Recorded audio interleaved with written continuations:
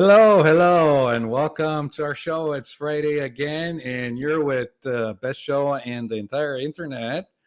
No particular reason. I'm your host, Yankov, and we're here with my wonderful co-host, Kerri Lewis, who's also a coach, speaker, and a wonderful person that I resonate with.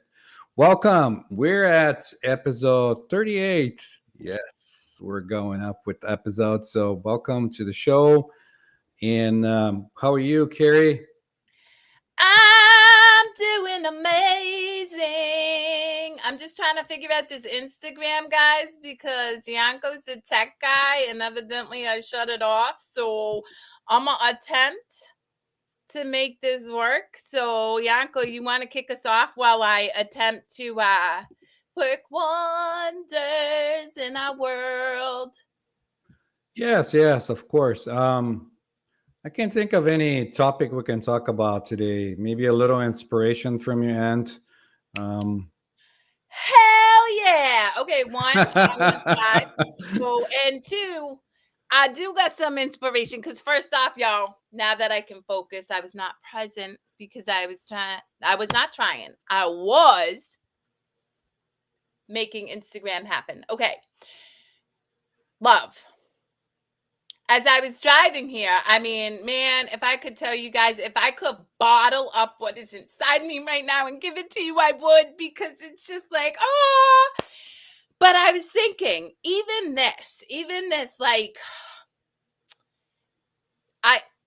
indescribable sense of whatever probably does not compare to what infinite love is. And I had that epiphany. I'm like, holy crap, like I feel expansively joyous, right? I was walking into Nana's job because I always get my coffee from Nana's job when I drop them off because it's free 99. But anyway, but somebody asked me, they're like, how you doing? And I said, incredible.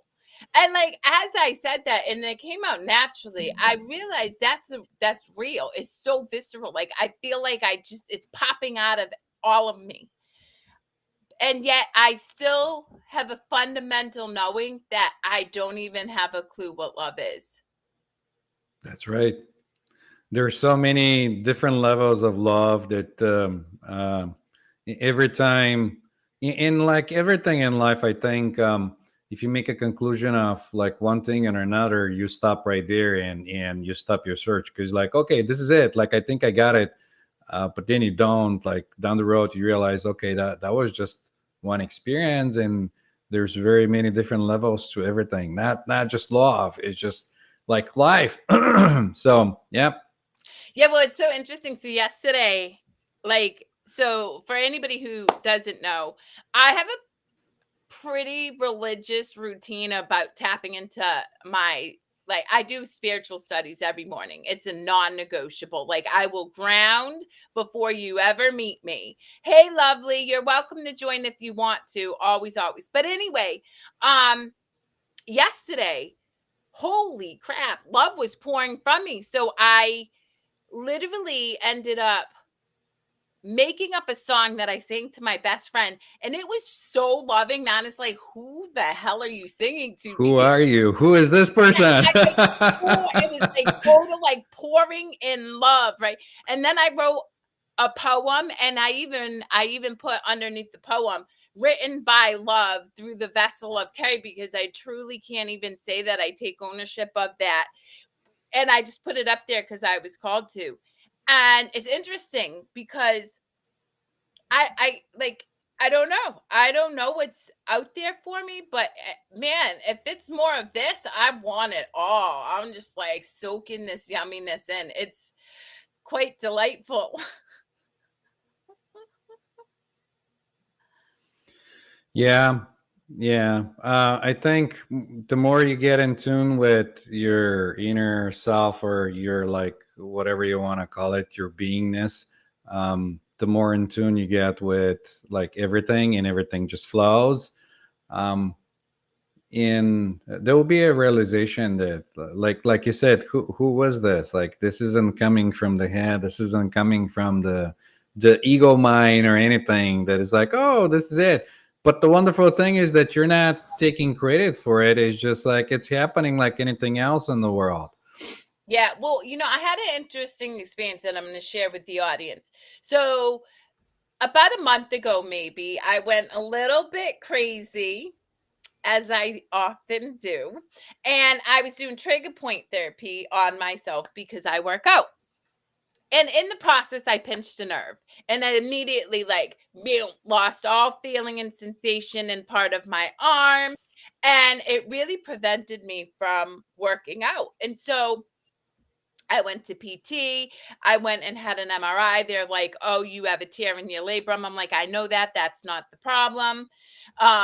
And they offered surgery, which I'm like, "You're not cutting into me. So I will find another outlet." So my massage therapist recommended me go to this specific chiropractor. Now, I've been to a lot of chiropractors, guys, but this one is tapped and tuned into energy. So he fundamentally understands that our spine is, it's sacred because it is a energy center, right? Coming up from, the ground into the Right. the universe. So I went to him and I knew he was real because as soon as I went to him, he's like, "Wow, you have blocked solar plexus," which I knew because I have moved and been able to move up my energy from my root and sacral chakras, but I just whatever. So he did some work. I had a little bit of relief, but not, it didn't release the pinch nerve. So I leave and I said, "You know what? I'm going to trust that whatever's meant to be is meant to be. So if I'm meant to have this pinched nerve, I'm just going to navigate it. I'm not going to stress it." And I went and did a workout. I did a cable workout in my upper body. I was very gentle, honored myself. And then I'm screwing around on a yoga ball yesterday and boom, unpinched my nerve.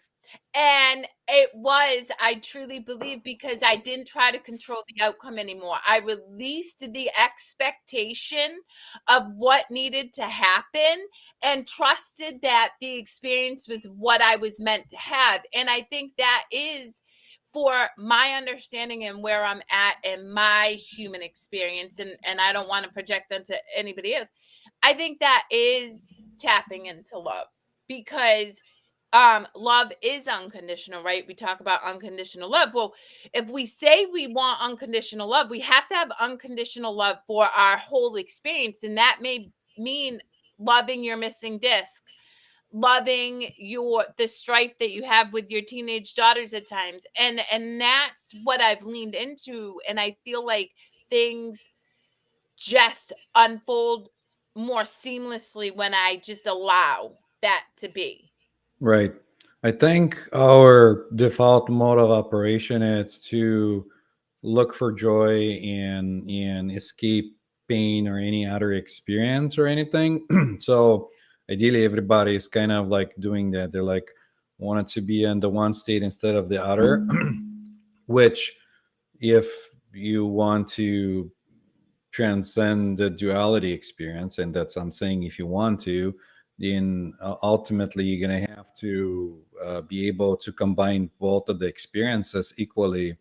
Like it doesn't matter if it's like one way or in another, you're just going with whatever the universe brings you and you just accepting it and how it is and knowing that it's going to unfold perfectly and having that trust, I think.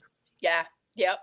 And then just keep trusting and keep trusting and keep trusting. And it's, you know, uh, I guess as I continue to learn myself, even how I show up for my clients evolves because it truly is just um allowing myself to bear witness to people and mirror to them what it is that they are experiencing. And it's interesting because Gail, who jumped on, hello, gorgeous, will Hello. say she's a mirror. And I say, I got you like a fish. And it's true, I do, because most people don't want to look at themselves in the mirror. Like but they do, but they're not always ready to face what it is that comes up for them. And I think that that is what I'm able to do is be that bridge to let them feel safe enough to look at the things that make them most uncomfortable. Well, Wonderful. interestingly enough, I was in an earlier meeting and we were talking about how good I was at lying to myself, right? And so I was so afraid of what I would find and what people would think that I would lie to myself and pretend that a situation wasn't what it really was. Mm. Mm. And when I started being honest with myself, it's the scariest thing to be vulnerable with yourself first, right? I have to, and therefore I assume you have to be vulnerable with yourself before you can be vulnerable with anyone else. Can I just highlight something? One, that's beautiful and you're right. But two, did the universe plan for our attire? Because Kerri usually always wears black, right? And Me too. I'm like, I want to wear purple because I feel like ascension. Like I feel like this exuberant, joyful, expansive energy right now. And then I drop in, I'm looking at Yanko. I'm like, huh, that's interesting. And then you popped in. I'm like, okay, universe, what are you trying to tell We're You're a we're triple threat today. it, me? it's getting better and better though. That's the bottom line. Like I still see a lot of like fear and people and like, oh, what's gonna happen next and all this. Like even with like everything being done as far as election goes and everything. But to me, it's getting better and better. Like every day, I feel like more in tune, more contained in. It's just like it's wonderful. Like I don't know. You know, it's interesting because I was talking to Lanita yesterday. Lanita Blackwell, something. She'll be on the show next week, guys. Anyway, she's a black woman in the South. She's a lawyer, she's beautiful soul. We were talking about the elections, right? Because we both come from love, and she said something that I hadn't thought of, but I was like, oh my god! Like she's like, Kerri, that election what didn't come from love, and until there's people showing up and running in love, it was never gonna unfold in a way that we thought. And I'm like, oh my god, I didn't even like, I knew that, but I didn't put that like logical connection to it. So I was like, yeah. And then fundamentally she and I were talking, and I truly, I see so many people at least being able to start to do what Gail just said, look at themselves and say, damn, I Yeah, I don't like the situation I'm in. yeah, If nothing else, they're starting to wake up to at least saying, "Yep, nope, this doesn't feel good." So Whether they take the action is a different thing. two things came up for me, as they always do with you, Kerri. One is what is happening right now is the light is getting brighter. As the light gets brighter, it shines in the darkness. It doesn't dispel the darkness, it exposes the darkness. Mm. And therefore, I am no longer afraid of the darkness because I see what it is for what it is, which means the truth is coming.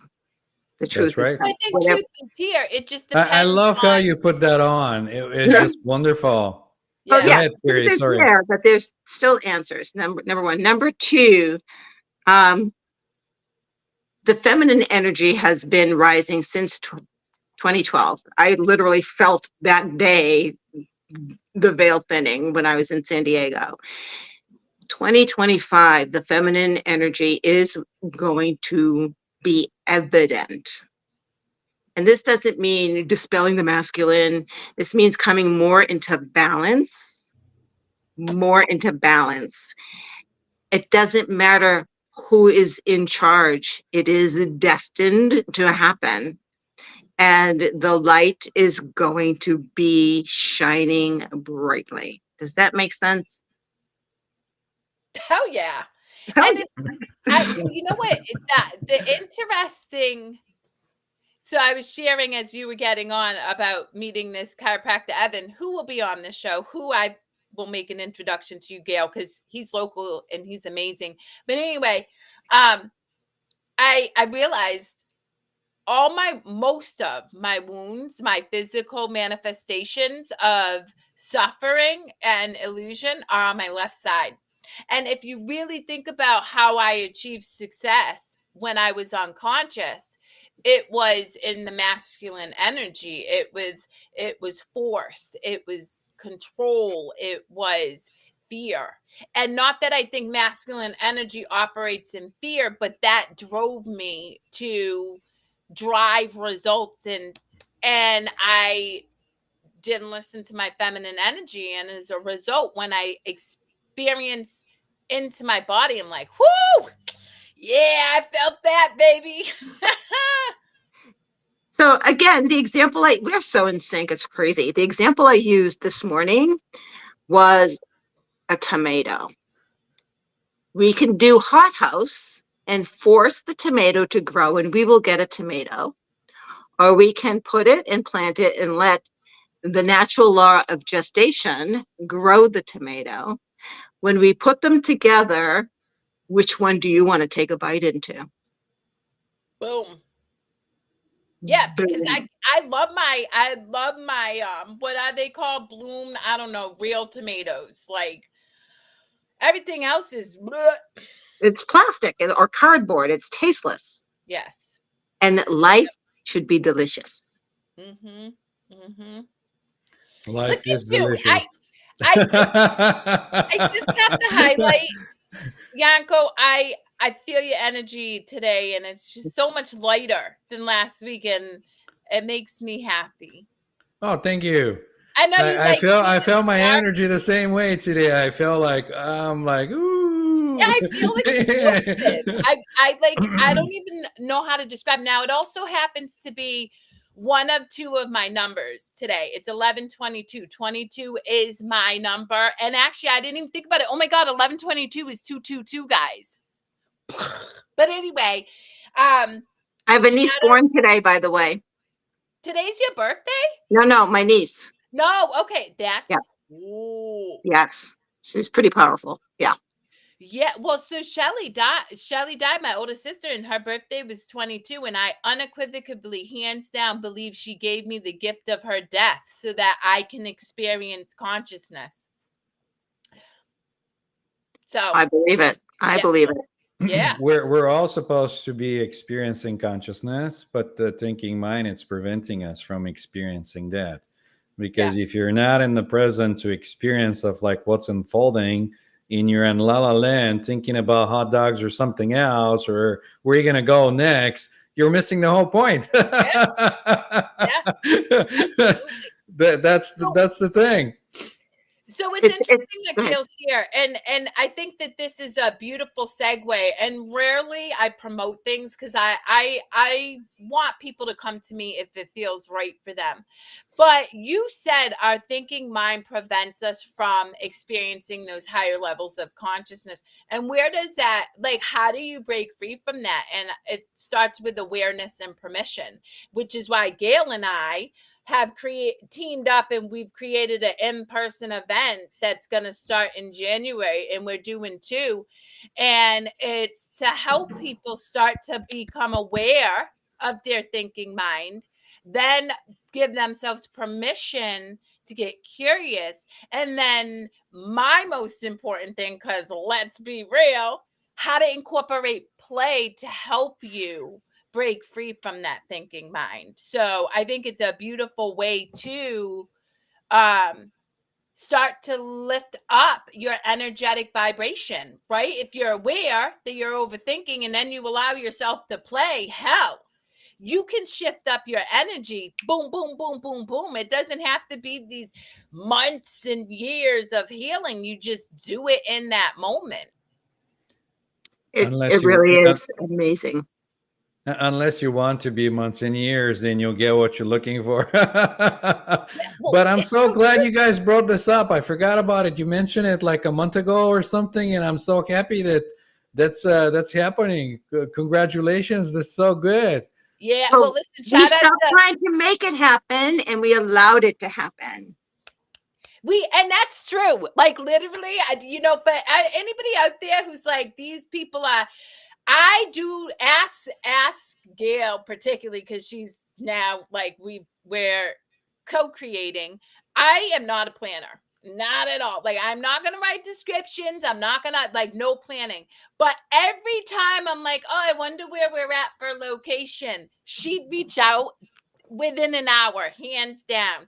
And every time, like, I just had to chuckle. I'm like, oh, this is hilarious. Because, I'm not a planner. So I would just say to the universe, oh, if you want this to unfold, let me know. And boom, boom, boom, boom, boom. And I'm like, and then, of course, I must shout out my beautiful soul sister, Lindsay Height, the incredible boudoir photographer and coach for Show Your Spark Studio in Braintree, Mass, for hosting us, and not only hosting us, being willing to promote us, which is Hello. on set. Right. And so I am a planner. However, so here's what I do. I create the plan and then I never look at it again. Right? Because the planning for me allows me to bring it into the first step into the third dimension, and then it can create on its own time. So I had an outline. This is what we're going to talk about.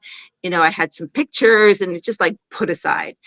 So Lindsay reached out. We need this, this, this, and this. I'm like, I pulled out that PowerPoint and I faked it, but I got we need a poster for the two of you. I'm like, oh, shit, bam, bam, bam. There it is, Kerri. This is what I'm sending her. If you don't like it, let me go. No, set, done. Yeah. Well, Yeah. that's a gift of our own power, right? Like for the listening audience, I fundamentally, if you get nothing from our show but this is what I want you to understand. Who you are just as you are is who you're meant to be. And what I mean by that is I ended up being successful in corporate America when I recognized what I was ill equipped to do, what was not my zone of genius. I know I can talk in front of an audience. I know that I can create culture. I also know that you try to get me to do tech and I can do it, but it's going to take me 40 times longer than somebody else, and I'm going to be miserable in the process.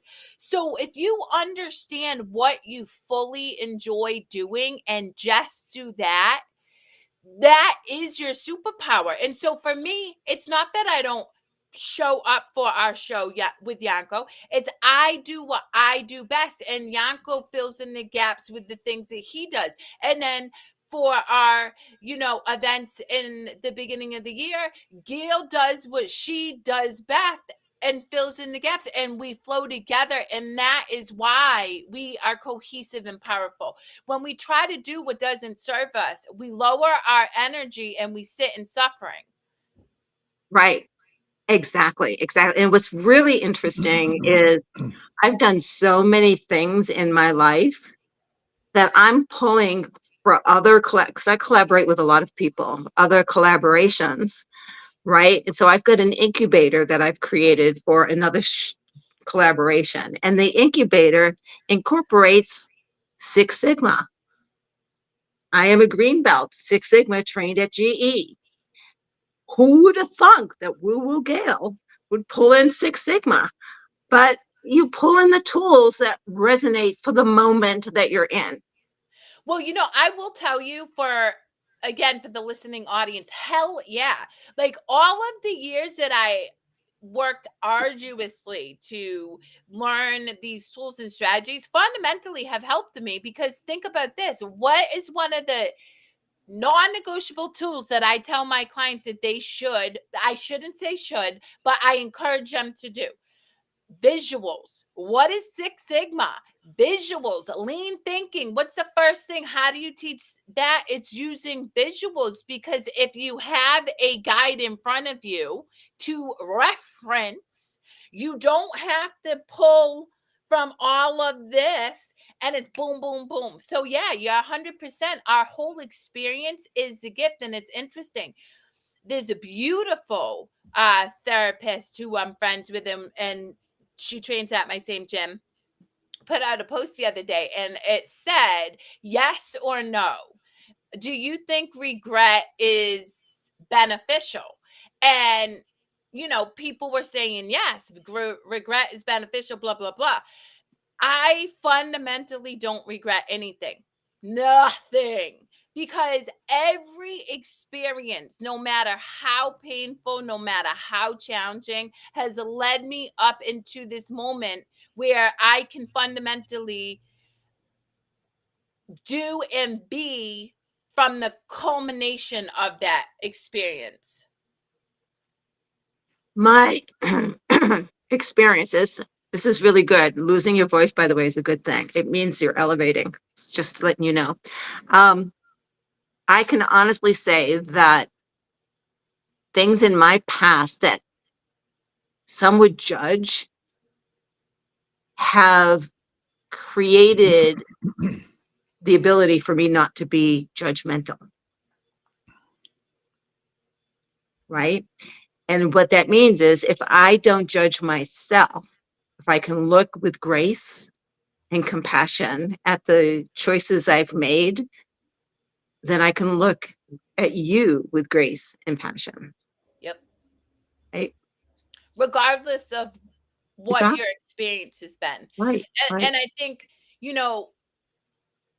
whenever somebody tells me that I feel like a soft place to land, that feels really good, because I remember, God, guys, I remember being in so much shame. I mean, as a sexual assault survivor, right, thriver, like there were years when just say the words were hard, but even more than that, just shame about my existence. And then when I had Valerie Fulginetti, who was my therapist, but more like a coach in my late teens, early 20s, hold that space for me, it was an opportunity for me to start to release that shame story and then truly transmute it to become my superpower.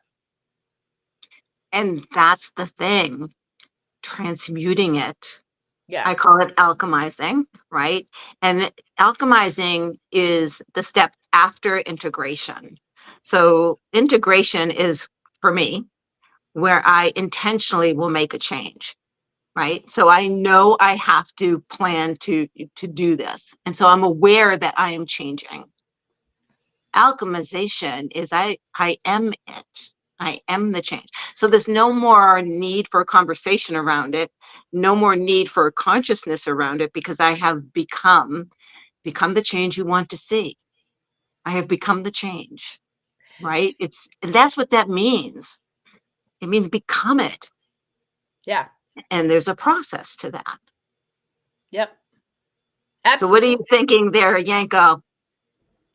I'm just enjoying your conversation. There is no thinking a lot of the times. I just be, and a lot of people, if I'm just quiet and I'm observing and I'm sitting there like, what are you thinking? And I'm like, do I have to think? Like, I can just be in the moment and not having to think. If I have to have an inspiration, will come in and I'll be like, oh, let me add to this. My beautiful aunt Kathy, who watches from Abu Dhabi, loves Yanko. She's like, he's so funny because he's so quiet, and then he just comes in and says something, then sits there quietly again. Yes. And I'm like, Yes. yeah, thank God I can talk for a whole hour, because this would be an interesting show. Interviewed Yanko. He can talk. Oh, he can talk if he has something to say. I get it, but yeah. So No, but being in the moment. So here's an observation I've made. So some people living in the past is kind of who they are. It's yeah, how they process their life. And I'm a person who's in the present. And so a conversation with someone who is in the past for me is a struggle, because I'm thinking, well, that's over with, okay, you moving forward. Groundhog Day. That's how I feel like about I it. know. I see the same person. I see the same conversation. It comes up, and it's like, really? Like, you're gonna do this again? Like, No, and they Groundhog Day. are. They are. This is how they process, and I can process in a nanosecond, so it's over for me. I find that interesting. I have to think about that. So I think I'm fluid about that, because I'll give you a real life example, right? The other day I said to Nana, I'm like, hey Nana, I just noticed you've been on your phone a lot more lately. And can we have an intentional hour where there's no phone so that we can be present with each other? Right? Conversation. Me and Nana like this. He's open. And so, but then the next day I was on my phone and I was like, oh my God, I was projecting onto Nana the struggle that I am having with myself, in that I'm on my phone too much. And so then Nana gets in the car and I'm like, babe, I just want to let you know, I just realized that I projected onto you the behavior that I'm doing that doesn't serve me. And he's like, oh, well, thank God you said that, because I was really confused because I wasn't. So for me, right, I think that the past serves me in that respect because it fundamentally helps me understand myself better. Now, that does not mean I'm sitting here plucking up, BS from whatever. But like, there were moments when I'm like, oh, I get it. Okay.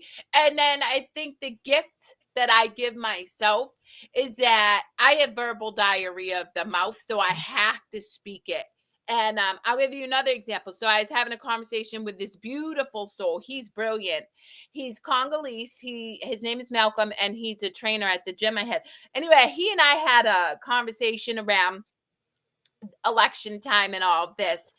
And at one point, I felt his energy shift hard, like, right? I feel people's energy.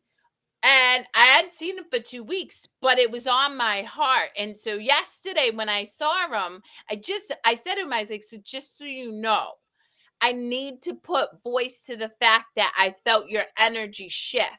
And the reason for everybody here is that makes me not tell stories in my head. And because I still have an ego, and there are times when I can make up a story. And so, and I told him point blank, I'm like, the way in which I release is to just share. And then of course subsequently we had another beautiful conversation. But that again is how I work with my past to stay present in the moment, I think. But that's not the same as reliving it. That is using it as a reference point and a learning tool. Yeah, good point. Right? Yeah. Right. And so it happens to me, and this is my issue. So I start thinking, okay, in order for me to be present with this person, I need to be present with their past. Does that make sense? Right. So I have to consciously then hook and be present with their past, but not live their past, because I don't want to live in the past. Yeah. And so I just bring it into, like, this is the present moment for them. Right. It's a pattern interrupt that happens to me. Right. When someone is, because I'm in the present, and then they bring something up that's like 20 years old. I'm like, oh, okay. So let me get back to the present. And this is the conversation that we're going to have now. I don't participate in regurgitating the past, though. Yeah, I feel that. Right. Yeah. I let them do their thing, but I don't regurgitate. It's interesting that this, I mean, it's beautiful. So I was working with a client and their significant other yesterday, because they just reconnected. And the challenge was that they were seeing each other from a past lens instead of being present to each other in this moment. Right. And I really broke it down for them, and I said, you guys have an opportunity to have such a deep intimacy and a connection that is really truly indescribable. Like, as much as I tell people Nana's my bestie, I can't even begin to put into words, like, whatever that is, right? But it's because we can bear witness to each other in this present moment rather Mhm. than bringing in even past situations within ourselves, good, bad, or indifferent, right? It's truly just to be able to bear witness to the unfolding of this person in this moment. And it's interesting. So, it's my time of the month, and I am always highly emotional and slightly bitchy, guys. And this morning I woke up and like I wake up in all this crap and I'm like, oh, I hate being a girl, right? And so I'm like, I don't hate being a girl. Okay. So I do my thing and I'm staring at the window and I'm like, oh, I should ask Nana for a hug just because he walks right over. I never say a word and he just grounds me. And that's a gift that he gives me in being present in this moment. And that's in the moment. And that's what being present is. And it took me a while to get there. I mean, I wasn't always this way, but when I realized I was stealing this moment's experience from myself, and this moment's experience will never come again for something that I've already experienced. So get on with my life, right? When that realization integrated and then alchemized, right? I no longer, and it's awesome because my present is so beautiful. Yeah. Well, and I also think that that speaks to the gift of, right? It ties back to the beginning of this conversation, Gail, where you said you were finally able to look at yourself and like speak truth into yourself, right? Speak truth to either you were holding on to stories of the past or that you were holding on to people that, you've truly transcended or not transcended, but just no longer energetically connect with. Um, when you do that, then you get to start to be in the present moment because you're able to just be rather than convince yourself that it's not what it is. Yes. And so think about when you were a child, 6 or 7, right? So you were still being programmed. So you were still making up your own story. How much fun every day was. Waking up excited about what's going to unfold next. I mean, wouldn't you want to live in the present like that again? Why not? Yeah. Why not? So, I wake up and I'm like, joy, joy, joy, joy, joy. Right? Listen, And don't get me started. energetically. Y'all start singing right now, man. I got the joy, joy, joy, joy down in my heart. Hey, down in my heart. Hey, down in my See, you come to our event. I'm telling you. I know, but it's interesting you say that. So, in full transparency to the listening audience, I don't remember a lot of my past, and in fact, I asked my aunt recently, "What was I like as a little girl?" Like, I had very fleeting moments. But she's like, "You were always full with wonder and curiosity and play and um." I was like, wow. I was like, so now I don't need to remember my childhood. If I ever do, great, but there's not a need because that's how I experience life in this moment, right? So I have a dear friend, also near-death experience survivor, who is like Abraham Hicks. He gets downloads all of the time. And he said to me one time, he goes, all of the wisdom in the world is in your inner child. Boom. That's true. You All of the already have it. Hmm? Yeah, I'm still surprised from time to time when my son knows things that I don't know how he knows things. Like Yeah. he'll surprise me, and I'll be like, "How did you know that? Do you see it in the TV? Do you see it in the series?" He's like, "No, Dad, it's this," and I'm like, "How do you know? Like, I haven't told you that. I haven't showed you that. Like, how do you know?" And Yeah. his response should be, how do you not know, Dad? All right. Yeah. It's so true. Yeah, yeah. And so allowing the flow, and it's really interesting because the more I'm in the moment and the more I don't plan. Like, I create plans, guys. I mean, that's, We frustrated. all do. Yeah. Yeah, we create plans. But that doesn't mean the plan is not my Bible. The plan is like a vision board to me. Right. Then The I'm map. done. The map is not the territory. That's what I No, always say. no, absolutely not. And and you don't have to walk that road. And so every day I literally say to the universe, so what are we doing today? Oh, right, we have some meetings. Do I want those meetings? If not, I'm going to cancel them and move them. And I've done that. I have taught every one of my clients that if I cannot be present and love for you, I will not show up for our meeting. And I've done that because I want, or my hope is that they learn to do that for themselves. Right. Right. If I can't leave my ego at the door, right, then I'm not serving my clients. I'm not Yep. serving me. I'm not showing up. Right. And so, and it's really interesting. Like yesterday, it was like 11 o'clock before I really started doing anything. And I'm a morning person. I'm usually done by 11, right? Because I get up and I'm ready to go and I go. And then I thought, what have I done today? Doesn't matter. What am I going to do right now? And I swear, Kerri, it took me 3 minutes to get that stuff done for our event, because Well, that's thank the first God, thing that I did. I didn't want to do it.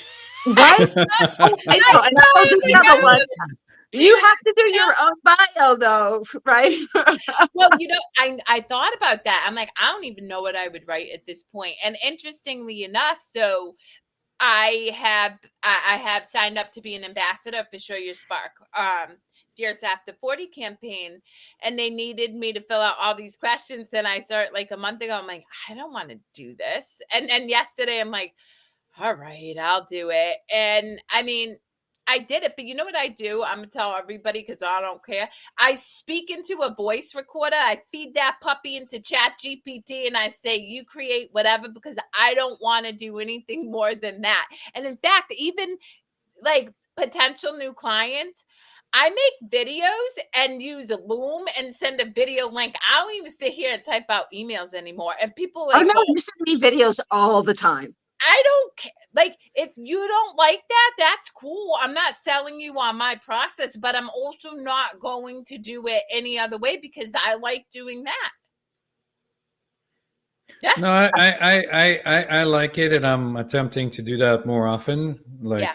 Like you're probably seeing that I'm starting to send more videos back to you and audio and stuff, because like I think that allows you to be more present and express like what do you want to express to the other person, so there's no miscommunication, because a lot of the stuff happens with body language and other things like that.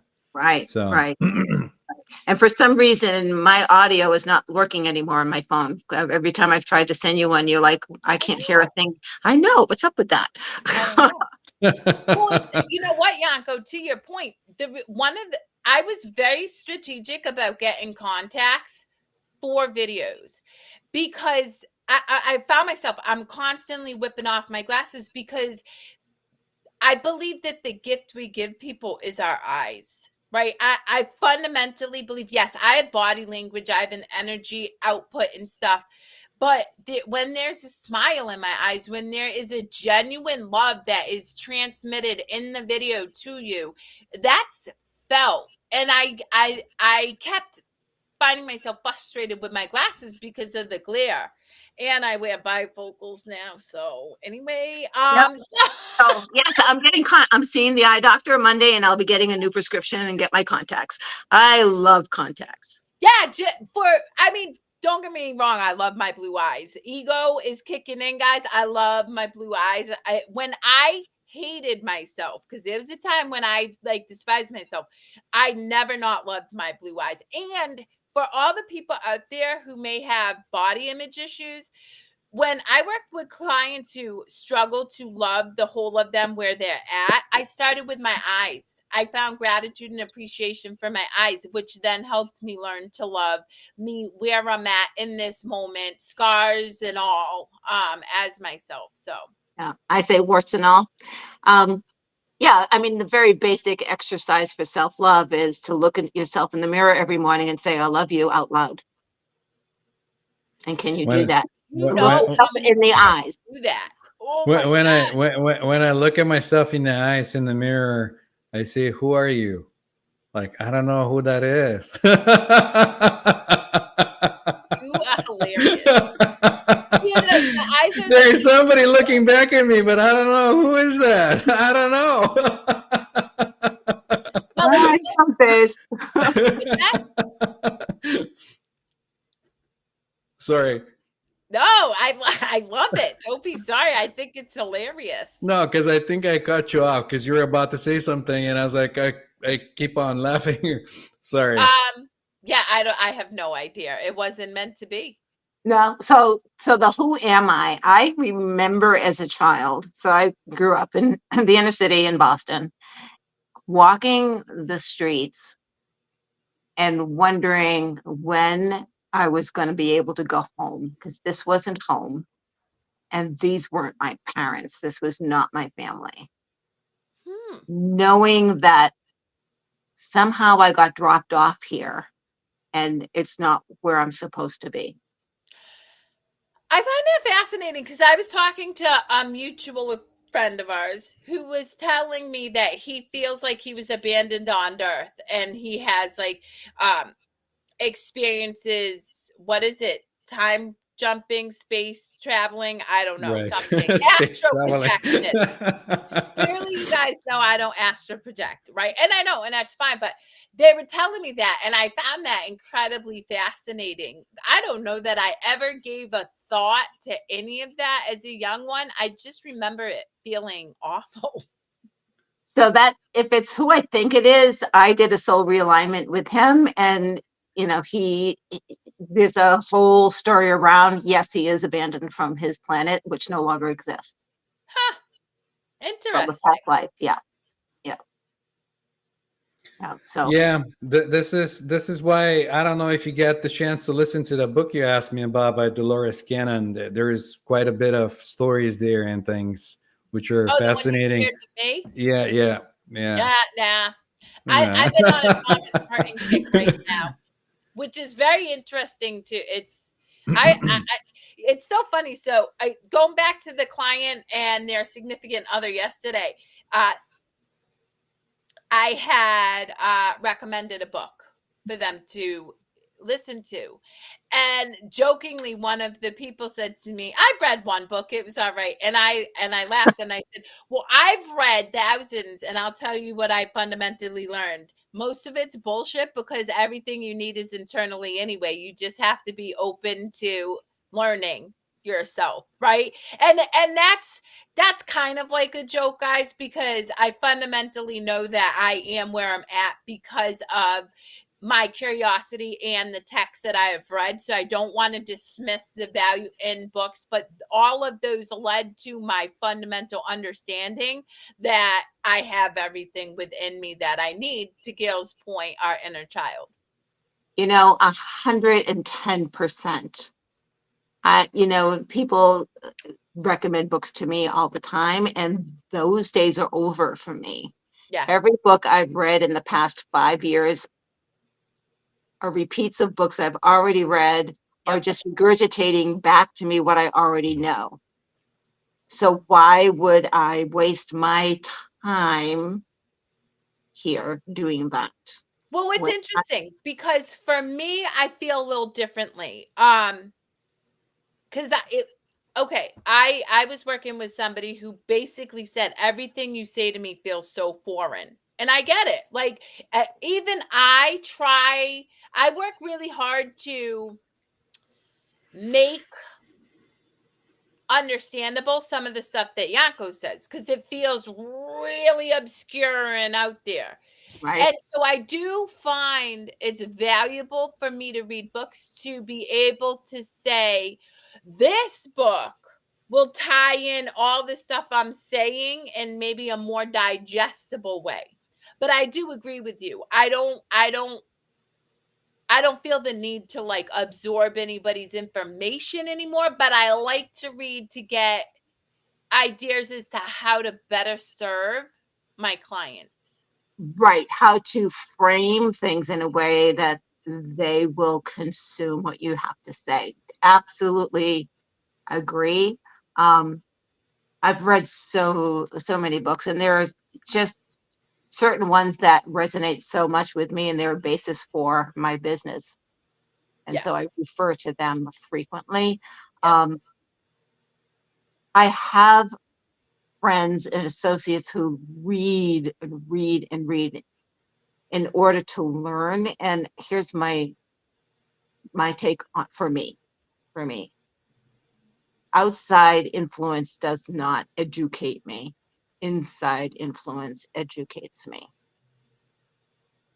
Right? Isn't the insight more of a remembrance, not as an It's a education? remembering. It is a remembering. Yeah, it's more of like you already know, but you forget, and then you're kind of Yeah. like, So it's a remember. And Socrates defined education as bringing the wisdom out of you, not putting the wisdom in.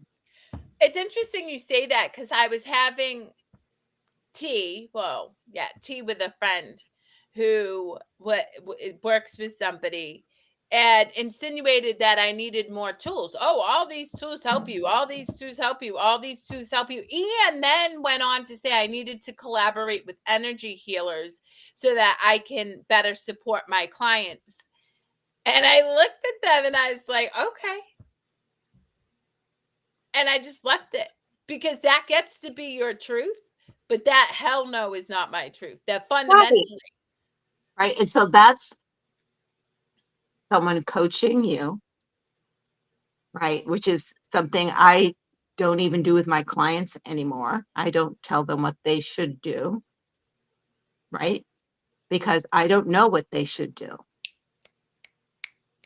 But I help them figure out what works for them. right. Because what works for me is not going to work for you. You're not me, Yeah. right? You're just not me. But I do have some tools that I could use to kind of elicit, but I never know, and I'll give you a perfect example. Years ago, like it was like 15 years ago, and I had a client, she's my favorite story, who was invisible. She came to me, I want to leave my husband, I want to leave my job, I want to leave my kids, I'm invisible, no one sees me.